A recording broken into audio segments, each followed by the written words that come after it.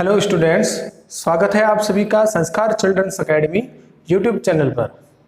आज हम करेंगे त्रिभुज के बारे में, सारे नियमों को, उसकी परिभाषा वगैरह सब कुछ करेंगे। तो त्रिभुज की परिभाषा हमने इससे पिछले वीडियो में सीखी थी। त्रिभुज की परिभाषा को हमने इससे पिछले वीडियो में सीखा था कि त्रिभुज क्या होता है। तो त्रिभुज होता है तीन भुजाओं से घिरी बंद आकृति त्रिभुज कहलाती है।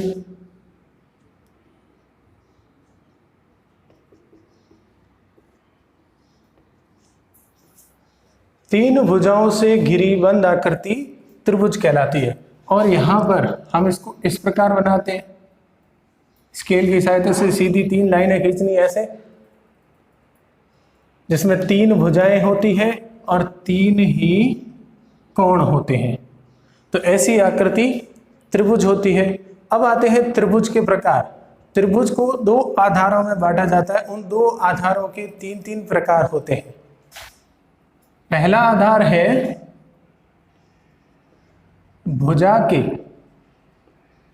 आधार पर। तो भुजा के आधार पर तीन प्रकार होते हैं त्रिभुज के। सबसे पहला प्रकार है समबाहु त्रिभुज। समबाहु त्रिभुज, सम यानी समान, बाहु यानी भुजा, यानी समान भुजा। तो यहां हम इसकी परिभाषा किस प्रकार लिखेंगे? तो लिखेंगे ऐसा त्रिभुज जिसकी तीनों भुजाएं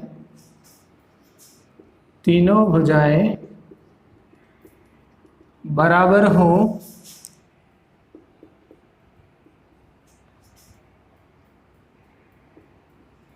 तथा तीनों कोण भी बराबर हो। समबाहु त्रिभुज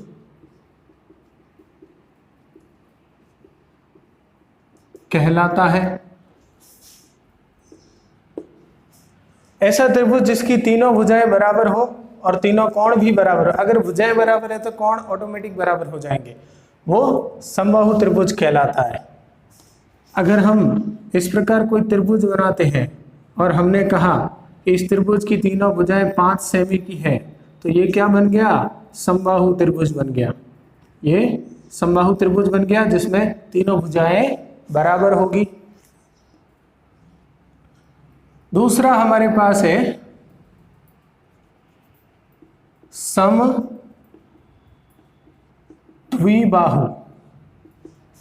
त्रिभुज। तो समद्विबाहु त्रिभुज क्या होता है? तो हम लिखेंगे ऐसा त्रिभुज जिसमें दो भुजाएं बराबर है।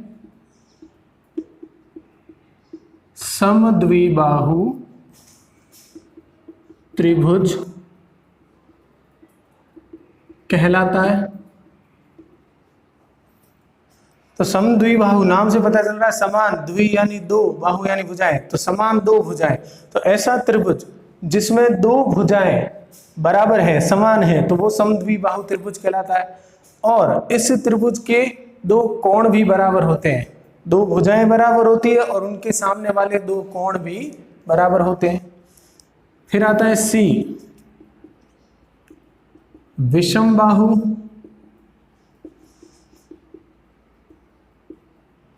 विषमबाहु त्रिभुज ये होता है विषम यानी असमान, बाहु यानी भुजा यानी असमान भुजा। तो ऐसा त्रिभुज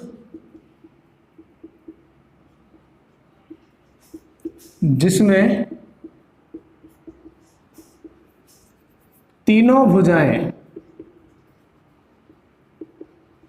भुजाएं असमान या अलग अलग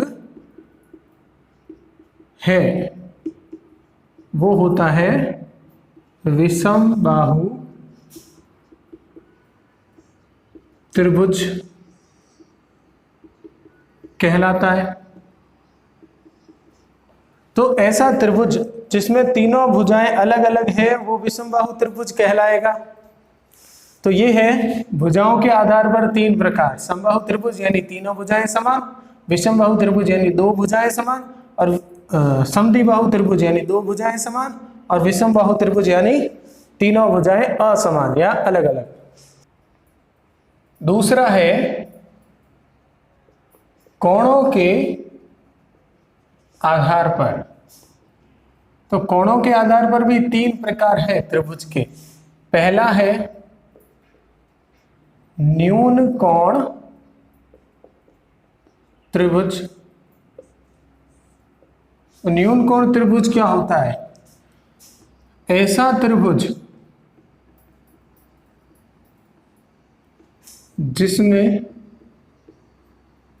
प्रत्येक कोण न्यून कोण यानी 90 डिग्री से छोटा, 90 डिग्री से छोटा कोण न्यून कोण कहलाता है। छोटा है या हो वो न्यून कोण त्रिभुज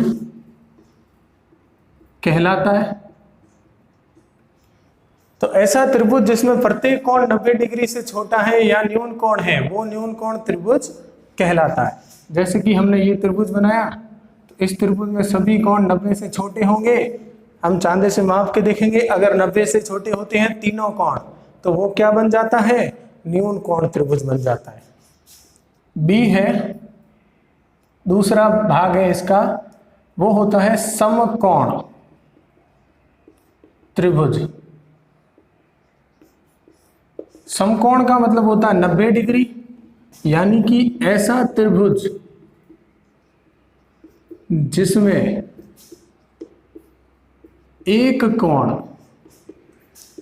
90 डिग्री का हो उसे हम समकोण त्रिभुज कहते हैं।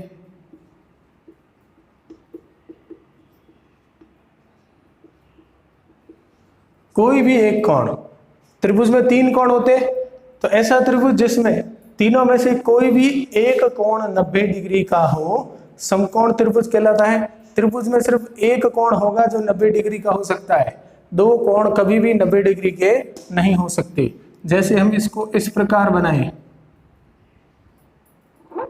और हमने चांदे से मापा तो ये 90 डिग्री प्राप्त हुआ, तो ये जो त्रिभुज है इसको हम कहेंगे समकोण त्रिभुज। तीसरा पार्ट है अधिक कोण त्रिभुज।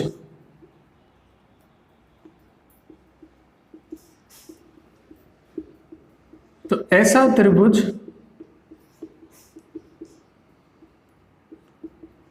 जिसमें एक कोण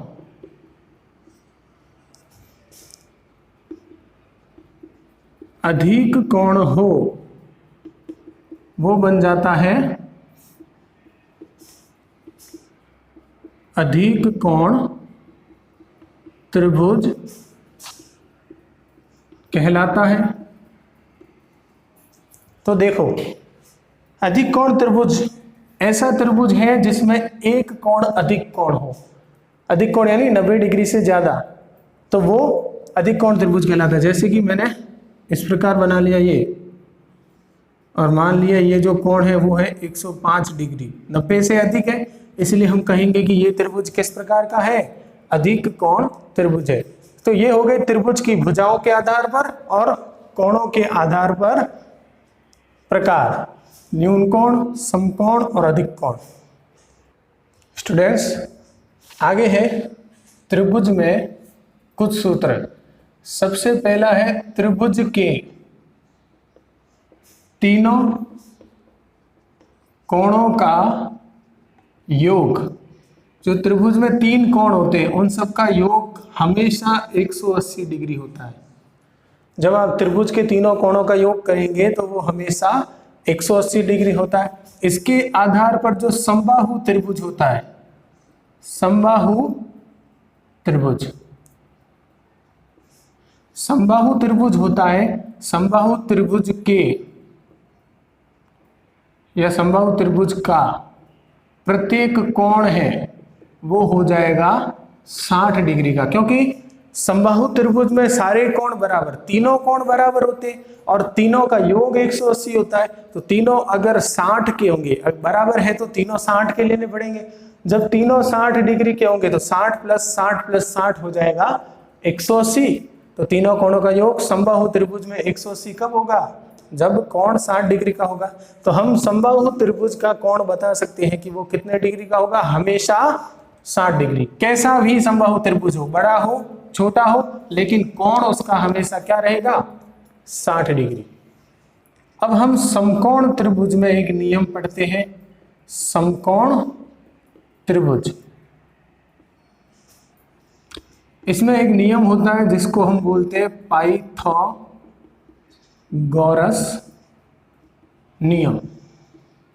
पाइथागोरस नियम, इस नियम के, यह नियम कहता है कि कर्ण स्क्वायर बराबर होता है लंब स्क्वायर प्लस आधार स्क्वायर। जैसे कि मैंने ये त्रिभुज बनाया और हमने कहा ये कोण समकोण है, 90 डिग्री का है, तो ये जो त्रिभुज बन गया वो समकोण त्रिभुज बन गया 90 डिग्री के कारण। इसमें पाइथागोरस प्रमेय लगेगा। अब ये कर्ण क्या है, लंब क्या है, आधार क्या है, तो हमेशा याद रखना ये जो 90 डिग्री है ना, इसके सामने वाली भुजा ये होती है कर्ण। फिर ये जो खड़ी रेखा है इसे हम कहते हैं लंब, और ये जो टेढ़ी रेखा है इसे हम कहते हैं आधार। तो कर्ण स्क्वायर यानी सबसे बड़ी भुजा जो 90 के सामने वाली होती है, कर्ण स्क्वायर बराबर होता है लंब स्क्वायर प्लस आधार स्क्वायर। मान लो कि आपको यहां मान दिया गया होगा, मान लो ये 5 दिया गया है, मान लो ये 4 दिया गया है और इसकी 3 सेमी दी गई है, ये 4 सेमी ये 3 सेमी, और हमें कर्ण निकालना है। तो आप ये सूत्र लगाओगे कि लंब स्क्वायर प्लस आधार स्क्वायर बराबर कर्ण स्क्वायर।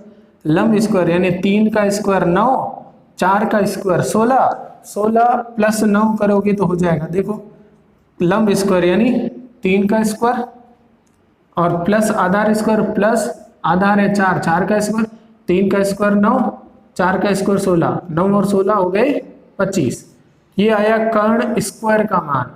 कर्ण स्क्वायर, स्क्वायर हटाने के लिए वर्गमूल करते हैं, तो वर्गमूल किया, 25 का वर्गमूल होता है 5, हमारे पास उत्तर आ गया 5, तो कर्ण आ गया 5।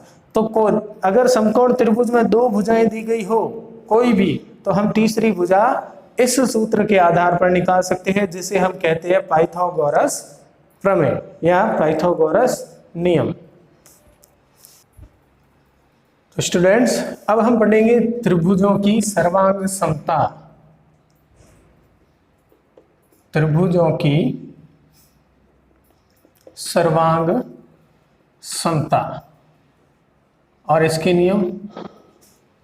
सर्वांग समता का मतलब क्या होता है? सर्वांग समता, जब इसको हम तोड़ेंगे तो सर्व यानी सभी, अंग यानी उसके जो भाग है, कोण भुजाएं, वो समता यानी समान, सभी अंग समान यानी सभी भुजाएं सभी कोण सब बराबर हो, तो वो उसे हम कहते हैं त्रिभुज के सर्वांग समता का नियम।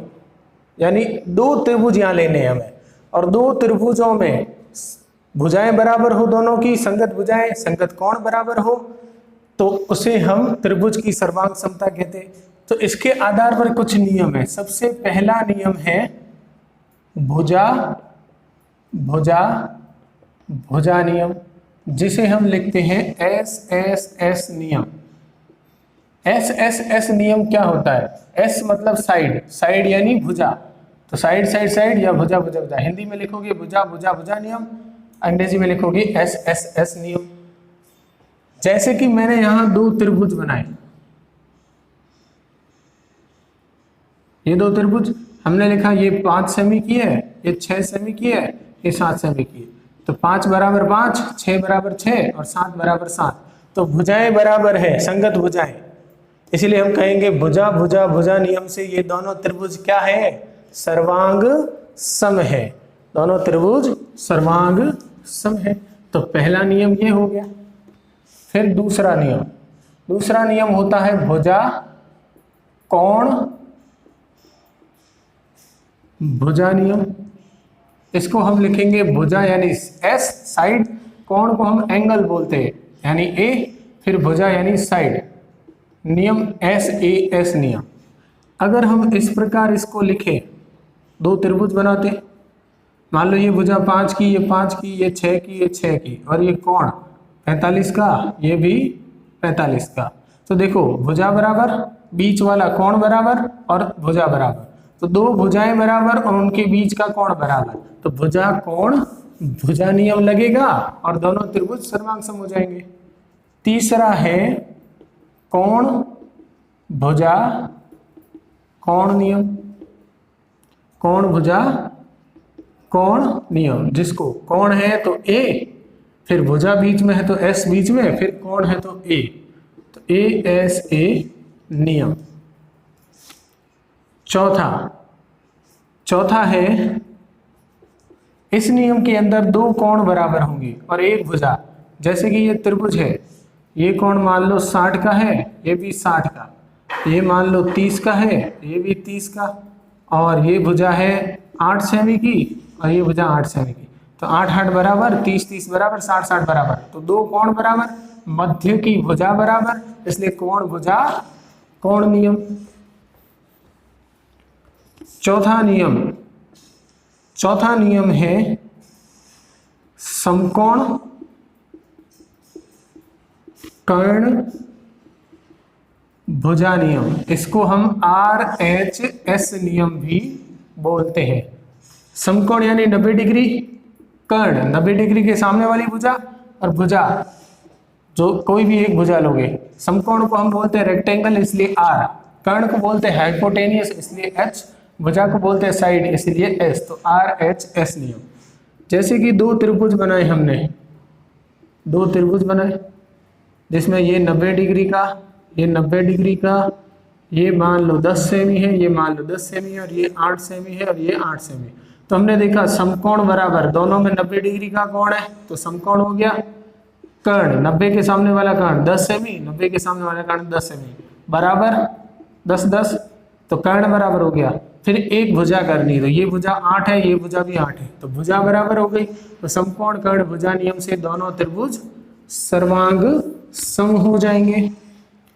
एक और है जिसको हम उपनियम कहते हैं, वो उपनियम है कोण भुजा उपनियम, जिसको हम AAS नियम भी बोलते हैं, जिसमें दो कोण और एक भुजा बराबर होगी। जैसे मान लो ये 30 है, ये 90 है, ये 90 है, ये 30, इसको हमने मान लिया 12 सेमी की, इसको भी मान लिया 12 सेमी की। तो देखो कोण बराबर भुजा बराबर। अब इस नियम कोण भुजा कोण और कोण भुजा नियम में फर्क क्या है? यहाँ पर भुजा बीच वाली होती, अगर आप ये वाली भुजा लोगे दोनों की तो ये नियम लगेगा, बीच वाली भुजा, दोनों कोणों के बीच में ये भुजा है, यहाँ भी दोनों कोणों के बीच में ये भुजा है, पर हमने भुजा कौन सी ली है? दूसरी ली है, साइड वाली, इसीलिए इस के आधार पर ये नियम लगता है, कोण भुजा उपनियम लगता है। ये 5 सर्वांग समता के नियम है जो याद रखने, और त्रिभुजों की सर्वांग समता, और सर्वांग समता का जो चिन्ह होता है वो इस प्रकार होता है।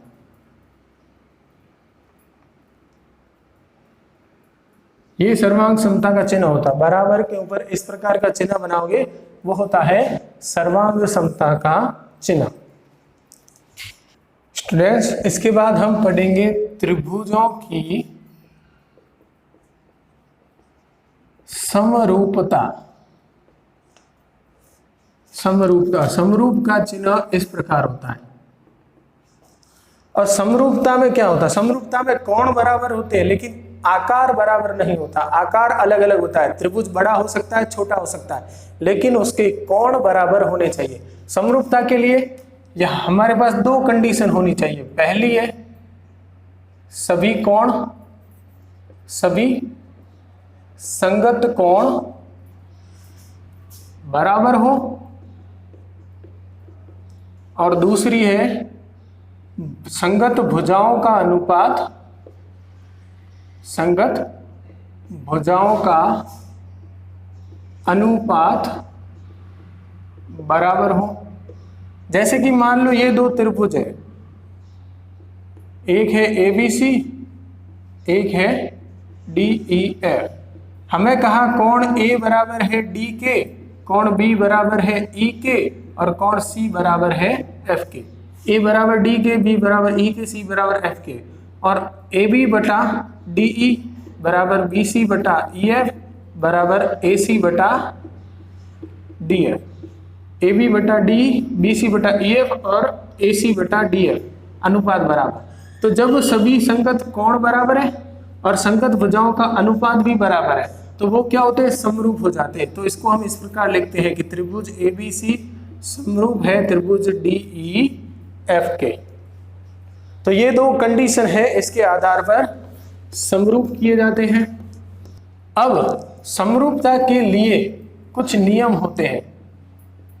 नियम पहला होता है कोण कोण कोण नियम, जिसको हम ए नियम, ए यानी एंगल, कोण, कोण को ए के रूप में लिखते हैं तो ए नियम। तो जब एक त्रिभुज के तीनों कोण दूसरे त्रिभुज के तीन संगत कोणों के बराबर होते हैं तो उसमें हम कोण कोण कोण नियम लगा के त्रिभुजों को समरूप करते। त्रिभुज का आकार भले कैसा हो, अगर कोण बराबर है तो हम लिखेंगे कि कोण कोण कोण नियम से त्रिभुज समरूप है। दूसरा नियम है भुजा कोण भुजा नियम। तो भुजा कोण भुजा यानी SAS नियम, भुजा कोण भुजा। अगर दो संगत भुजाओं का अनुपात बराबर है, उनके बीच का एक कोण बराबर है, यानी कि ये एक त्रिभुज बनाया, ये दूसरा त्रिभुज बनाया, हमें यहां कहा कि AB बटा DE बराबर है AC बटा DF, यानी अनुपात दो भुजाओं का बराबर AB बटा DE बराबर AC बटा DF। तो AB बटा DE बराबर AC बटा DF। तो AB और AC के बीच वाला कोण A, DE और DF के बीच वाला कोण D। तो A बराबर अगर D हो जाए, A बराबर D हो जाए और अनुपात बराबर हो जाए तो भुजाओं का अनुपात और उनके बीच का कोण बराबर है, इसलिए नियम लगाएंगे भुजा कोण भुजा नियम। तीसरा नियम है भुजा भुजा भुजा नियम, जिसे हम लिखेंगे SSS नियम। अगर आपके पास तीनों भुजाओं का अनुपात बराबर है, दूसरी त्रिभुज के तीनों भुजाओं के अनुपात के, संगत भुजाओं का, एक त्रिभुज की भुजा और दूसरी त्रिभुज की संगत भुजा का अनुपात अगर बराबर है तीनों में, तो हम लिखेंगे भुजा भुजा नियम से दोनों त्रिभुज क्या हो गए, समरूप।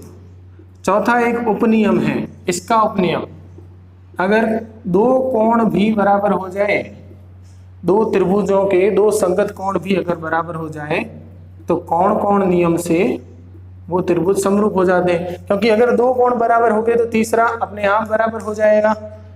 तो ये थे समरूपता के कुछ नियम, इसके आधार पर आप त्रिभुजों को समरूप कर सकते हैं।